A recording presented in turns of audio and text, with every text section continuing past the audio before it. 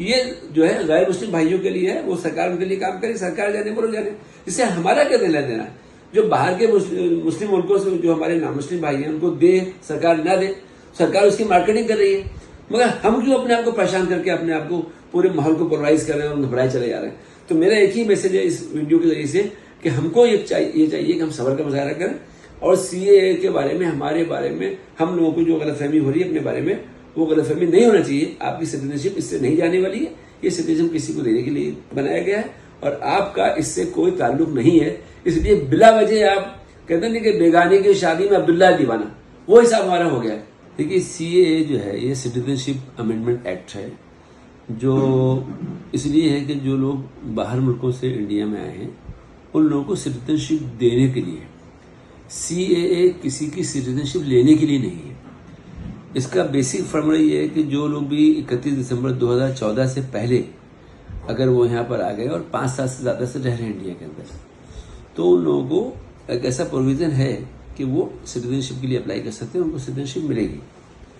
लेकिन इसमें ये कैद लगाई, कानून में नहीं लिखा है ऐसा, लेकिन जो पार्टी है जो इसको उस पर पॉलिटिक्स कर रही है वो इसने कैद लगा दी है कि ये सिर्फ जो है ये हिंदू, सिख, जैन, बुद्धिस्ट, पारसी, ईसाई को मिलेगा। यानी गोया के मुसलमान को छोड़कर कोई भी आदमी बाहर के मुल्कों से आएगा। बाहर के मुल्कों में कौन से मुल्क? पड़ोसी मुल्क, पाकिस्तान, बांग्लादेश और अफगानिस्तान। ये 3 मुस्लिम मुल्कों से अगर कोई भी गैर मुस्लिम आता है तो उसको यहाँ पर सिटीजनशिप मिल सकती है अगर वो 2014 के पहले आया है और वो अप्लाई करेगा तो इसमें एक बात तो ये है कि ये सिटीजनशिप देने का कानून है और जो मुसलमानों के छोड़कर दूसरी कम्युनिटीज के लिए। तो इसमें जो लोगों का डर बैठा है कि मुसलमानों क्यों नहीं किया गया, तो वो एक एतराज उनका जायज़ है अपनी जगह पर। लेकिन चूंकि कॉन्स्टिट्यूशन हमें मजहब की बुनियाद पर डिफ्रेंशिएट नहीं करता, तो इस तरीके से ये कानून की जो लोग मुखालफत कर रहे हैं या जो अपोज कर रहे हैं, जो भी कुछ कर रहे हैं, उसकी वजह हो सकती है। लेकिन सबसे इंपॉर्टेंट बात जो मैं बताना चाहता हूँ तमाम अपने भारत के मुसलमानों को, तमाम मुसलमान भाइयों को, कि इसमें बिल्कुल डरने की बात नहीं है, क्योंकि ये कानून भारत में रहने वाले 30 करोड़ मुसलमानों की सिटीजनशिप लेने वाला नहीं है। जो लोग ऑलरेडी, हम सब लोग भारत के नागरिक हैं, भारत हमारा देश है, यहाँ पैदा हुए बड़े पले, हमारे माँ बाप, दादा दादी, नाना नानी सब इसी देश के लोग हैं, तो हम भारतीय लोगों का तो टेंशन की बात नहीं है। मुझे ऐसा लगता है कि इस मामले को लेकर जिस तरीके से रूलिंग पार्टी बीजेपी पार्टी ने जिस मामले को जितना हाइप दिया है, जैसे बहुत बड़ा कारनामा अंजाम दे दिया उन्होंने। चंद लोग होंगे, हो सकता है 20-25-50 हज़ार लोग हों ऐसे जिससे जिनका गैर मुस्लिम भाई हैं, और अगर उनके साथ ज्यादती हो रही थी उनको सरकार ने दिया तो अच्छी बात है, देना चाहिए, सरकार की जिम्मेदारी है। लेकिन जितना हाइप दिया जा रहा है कि साहब ये मुसलमानों के खिलाफ है और हम ये बड़ा भारी तीर मार दिया है आसमान में, ऐसा कोई खास बात नहीं है। एक तरफ तो ये है, दूसरी तरफ जो मुसलमान राजनीतिक लोग हैं, जो मुसलमान वोट की राजनीति करते हैं, मैं उन पार्टी के लोगों से बोलना चाहता हूँ कि आप इस मामले को लेकर क्यों इतनी हवा दे रहे हैं, मुसलमानों को क्यों डरा रहे हैं। भारत के अंदर मुसलमान जो रह रहा है उसको सुकून से रहने दीजिए ना। अगर सरकार ने कोई फैसला किया है, अगर उन्होंने इंसानियत की बुनियाद पर, मानवता की बुनियाद पर कुछ हमारे गैर मुस्लिम भाइयों की मदद की है तो होने दीजिए, हमें क्या इसमें एतराज होना चाहिए। अगर मुसलमानों करते तो हम वेलकम करते, नहीं किया है तो हमारे इस चिल्लाने से तो कुछ नहीं होगा। अलबत्ता हम माहौल को पोलराइज कर रहे हैं, हम कम्युनलाइज कर रहे हैं, तो हमको भी चाहिए, जो लोग मुसलमानों में राजनीति करते हैं, उन तमाम पार्टी के लोगों या नेता हों, उन सबको सोचना चाहिए कि आप ये करके मुसलमानों को बिला वजह के लिए आप डरा रहे हैं।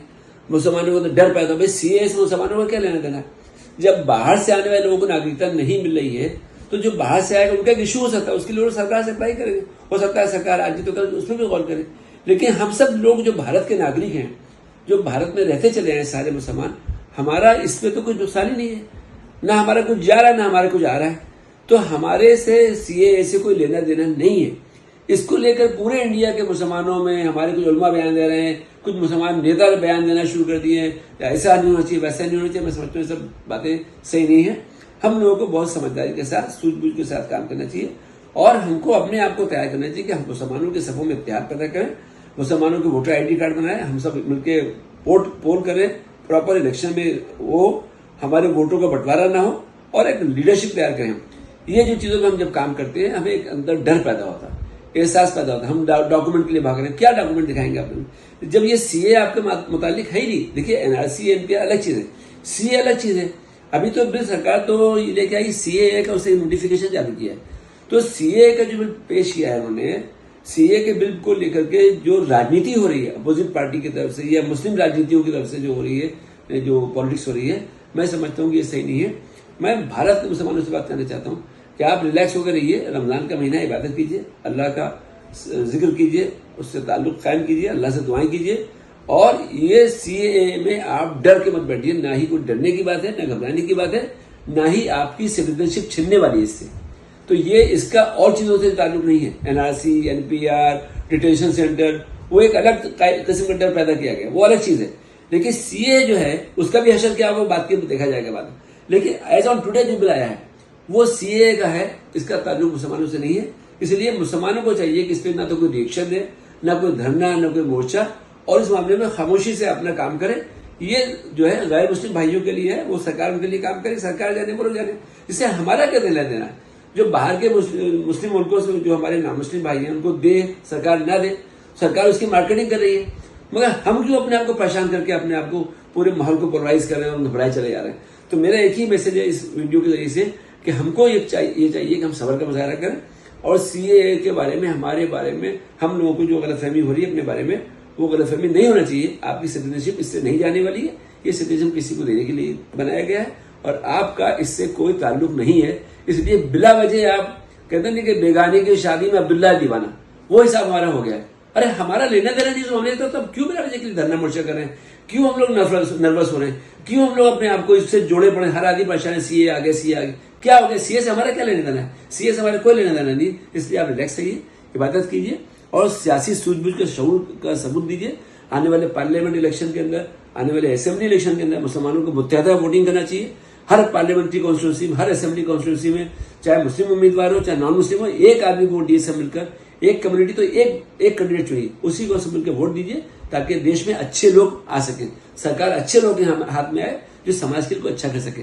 मैं समझता हूँ कि हमारे लिए ये जागने के लिए एक मौका है, हमें जागना चाहिए, बेदार होना चाहिए। और आप सबको रमजान की बहुत बहुत मुबारकबाद।